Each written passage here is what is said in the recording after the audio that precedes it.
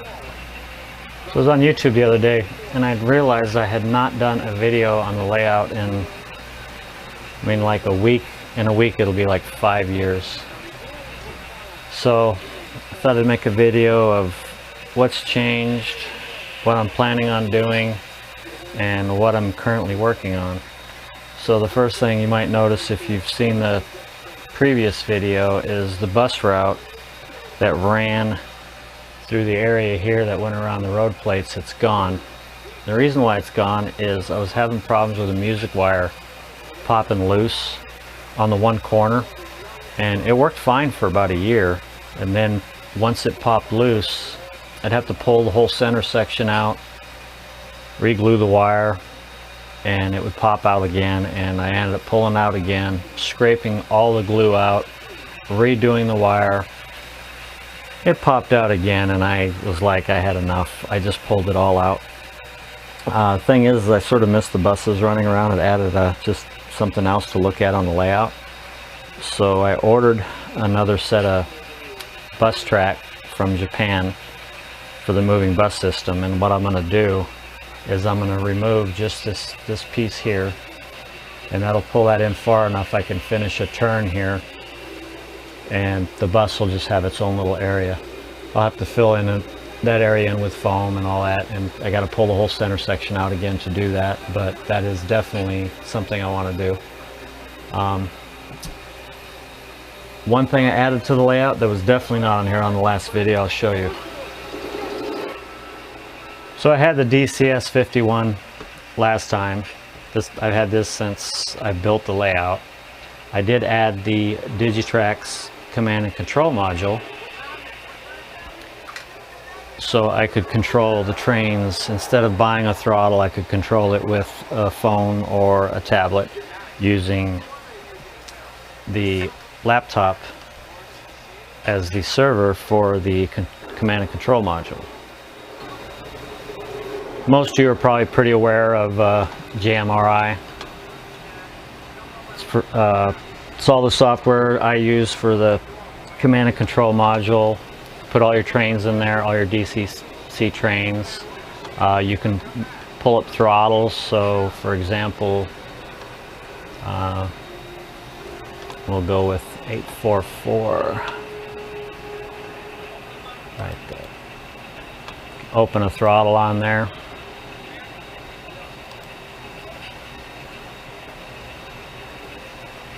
There's a train. You can go to full screen if you want. Find the pictures on the internet.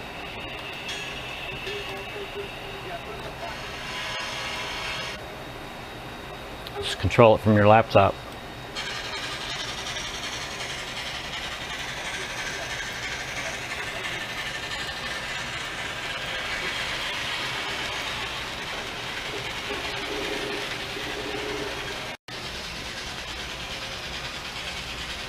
So there it is, running around the track, and that was using the laptop. But like I said, you could also use a tablet, which many of you already have seen this. Not from mine, from other videos, but see how this works on the screen. So we'll fire up engine driver, connect to the railroad. So you can have up to 6 throttles, I believe, on the tablet.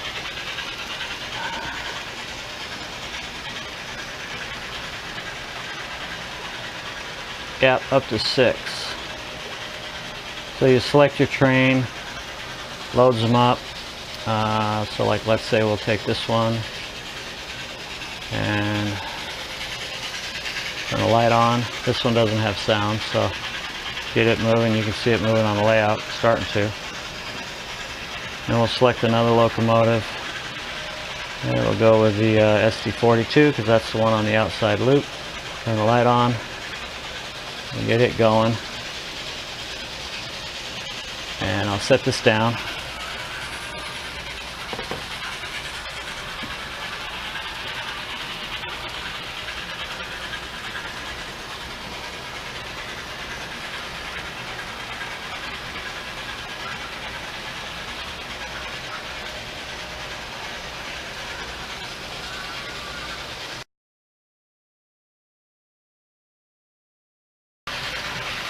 So if you look up in the corner up there, I got two webcams.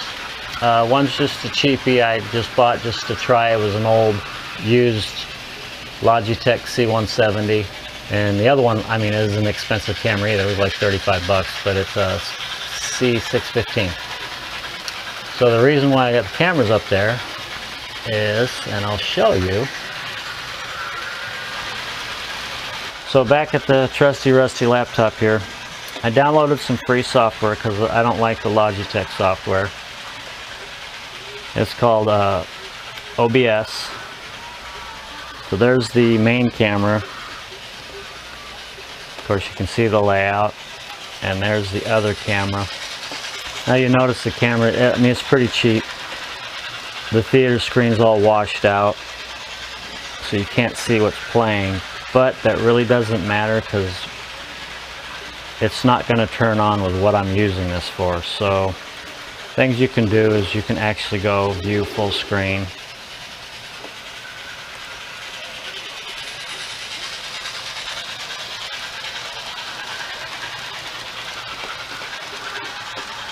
And each scene, you can view each scene. You can see there's some lag in there. That's just the laptop. This is an old dual-core laptop. I need a better laptop. And once I get a better laptop, I could add some more cameras or just put a better quality camera in here. But one thing I do like is you can go and go multi-view. You can have up to 8 cameras. Switch your view.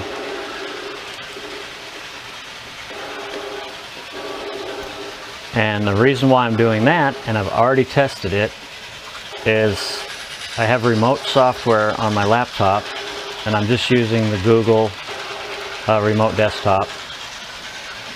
And I can access my desktop through my phone or my tablet or another PC or a laptop or whatever. I can remote into the computer, and because of the JMRI software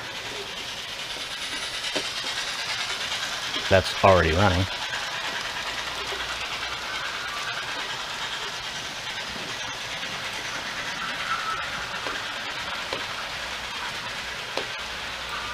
I can run my trains from here off the laptop anywhere in the world, essentially. And to show you how that's going to work, stay tuned.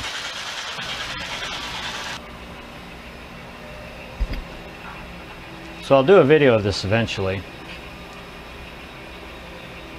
So like many others, we'll have Alexa.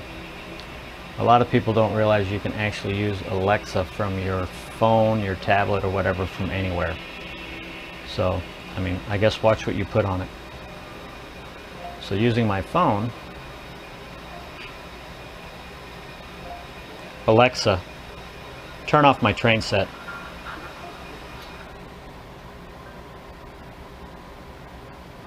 There you go. And then the only thing I have to do is leave the laptop running, of course, which, I mean, that's not a whole lot. Alexa, turn on my train set.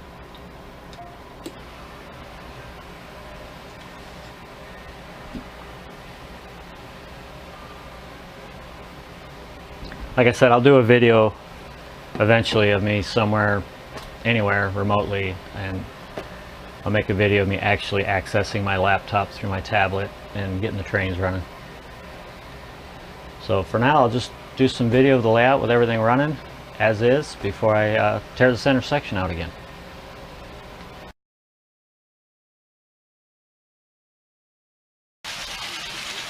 One thing I'll show right quick, I don't know how this camera is going to do with the LEDs, but with the drive-in, I like to do like a dusk scene. Like I said, I don't know how this is going to look on the LEDs, but to the eye it looks really good.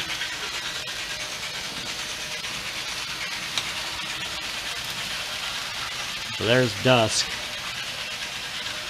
and then I can dim it down.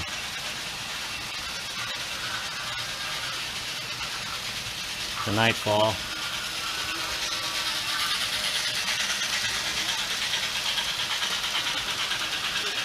And then that way, you can watch the drive-in theater.